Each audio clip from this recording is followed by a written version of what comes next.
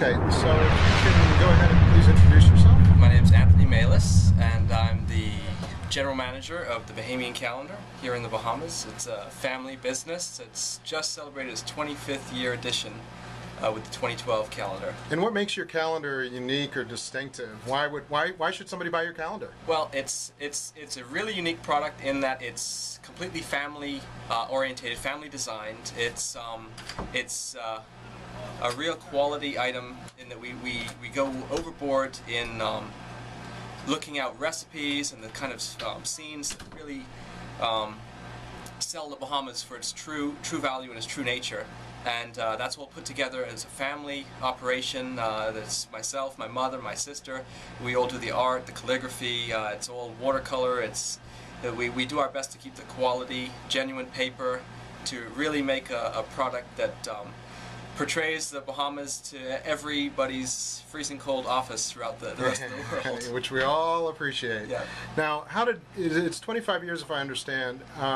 What was why did you start it? Was it just what inspired your family to do it? It was started actually out of just a fluke. My dad's a fisherman, and out of his desire to want to follow the moons and fishing cycles of the year, he asked my mom to put together a calendar. Just a little single 12-page grid system. My mom went and bought a pair of child artistic paints and put together 12 grids. She figured she'd paint 12 scenes to go along with it, and some friends of theirs happened to see it hanging on the wall and thought it was a brilliant idea. They absolutely loved it, and they thought that it would definitely sell. My parents were skeptical at it, but they offered to front the first printing, the cost of the first printing, which my parents accepted on a 50-50 basis, and the first calendar went to press in 1987. And how many were sold that first year? That first year was about 5,000 sold in retail. There was about 3,000 left over, which translated into my parents not pursuing a 1988 calendar. Okay. But there was so much demand for a 1989 calendar from the people who weren't able to follow through that's what triggered the So there's actually the a one-year gap in the 25-year history. One-year gap in the 25-year history. And how many calendars do you sell today? We're up near 35,000 to 40,000 calendars. Now, you mentioned in a previous discussion that e-commerce has become a major part of your calendar sales business. It has. Over the last 3 to 4 years, we've exploited the e-commerce side of the mail order to obviously help facilitate the lack in our abilities to pursue the mail order in the Bahamas due to slow postage, expensive postage. And so we've pursued that through our printers in Florida, through our new website, which is really user-friendly. It's got a whole write-up on the families, a lot more information for people to go and access. What's the URL? It's www.thecalendarfamily.com. Okay, that's the name that we've all come to be recognized as. And what percentage of your sales are domestic or sold within the Bahamas versus those that are sold via the website outside? Well, probably about 85 to 90% of our sales are domestic. Okay. Primarily to the tourist market. We have maybe about 25% to the local market. Okay. And we're up to about 5,000 over the internet so far, and climbing steadily. Very cool. Now, when we were talking the other day, you also mentioned another idea that's come because of some changes in some nautical regulations or laws. Yeah. Can you explain a little bit about this new venture? Me and my brother used to live in one of the largest commercial fishing settlements in the Bahamas. And so we grew up in the environment, understanding the practice, the equipment that they would use, and so on. And so we had moved 10 years ago, and in our new establishment down here, we got a different view of the commercial fishing industry in the Bahamas. Last year, there was new regulations implemented by the European Union for the import of seafood, which required more ice, less time between the catch being landed and being flash frozen. So all of this sort of required a new style of fishing vessel to compete with the market and maintain the highest price, highest first sale price. So me and my brother, we're both boat lovers. We've been playing with boat building since we were young. So both of us together, he had the venture capital and I had the designs, and we put together a 19-foot little fishing boat that state-of-the-art construction. It's all composite fiberglass. It cuts down our costs. It increases the strength of the boat, and it's designed solely for these new regulations to compete with ice hold and fuel economy and And yeah, so we're very excited. And your plans are sometime this month, January, February, yeah, 2012. We're due to start the hull number 1 in about 2 weeks' time, the middle of January, and expect to have it out by about the end of February. End of February. And to go ahead and pursue our marketing in the country. Do you already have that first unit sold, or do you? We do actually have it sold. My brother is taking the first unit. that always helps. Yeah. But once you get it sold, then you'll be able to. Once we're going to do a marketing venture around the Bahamas. We're actually going to tour with the vessel and show it off and offer sea trials and we're offering an introductory price on the first 10 hulls to sort of speed our publicity. Explain your pricing a little bit. You mentioned that they would buy the hull, the 19-foot hull, but then they could customize it. Yeah, the 19-foot hull is we're going to retail around $19,500, $19,900, and that's just for the boat. That's just a fiberglass hull, and in order to complete that with an engine, steering package, marine hardware, cleats, so on and so forth, they're looking at about $35,000 to $40,000, depending on the options that they choose. Total. Total. 19.5 plus another 16 to 20,000 yeah. ballpark.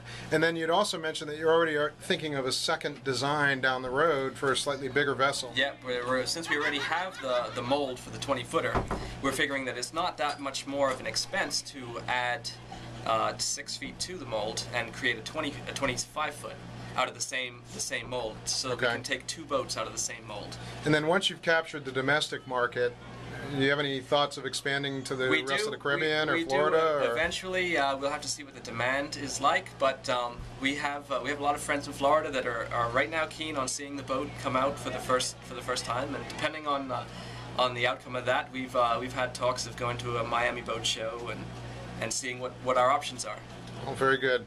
Great. Well, thank you very much. Do you have a website for this new company yet? I don't yet, but we're going with a Facebook page first. Okay. Conch Boys Boat Works. Conch Boys. Conch Boys Boat Works. Conch Boys Boat Works. Okay, great. Thank you very much. You're very welcome.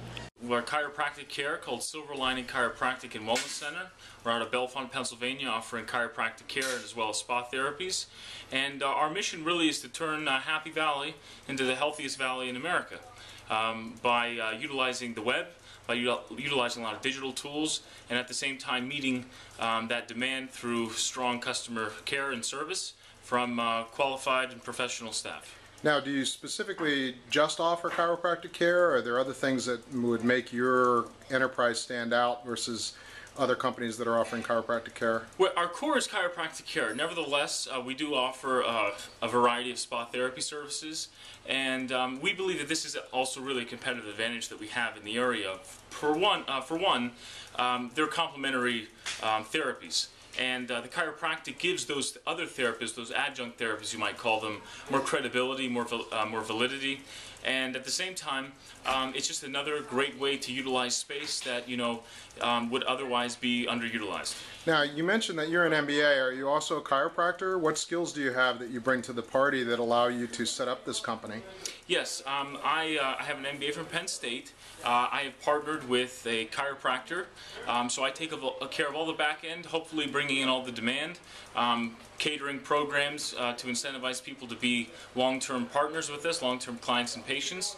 And at the same time, I have a great partner, Dr. Melissa Moyer, who is there to assist us in making sure that our patients are truly attended to and taken care of. Now, as a new business, where did you get the financing to get the venture started? I assume that it required a certain capital investment. Yeah, I mean, it is service oriented. Nevertheless, interior decorating, some renovation work on the space that we rented.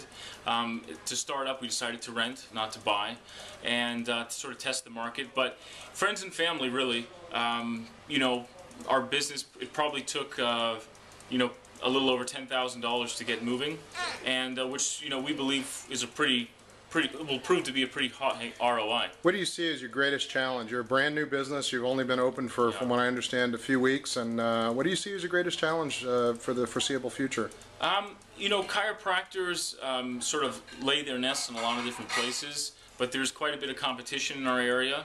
At the same time, they don't really utilize all the marketing tools that they can. And so, again, one of the reasons Dr. Melissa Moyer reached out to me and her is, first of all, I need a chiropractor, and second, she needed someone that could really, ramp up the marketing and get us seeing more patients sooner than later. And so our challenge really is going to be kind of surviving over the next 4 to 6 months until we get that, cash flow secured. And what's your long-term goal? Where do you see this business being in, say, 10, 15 years?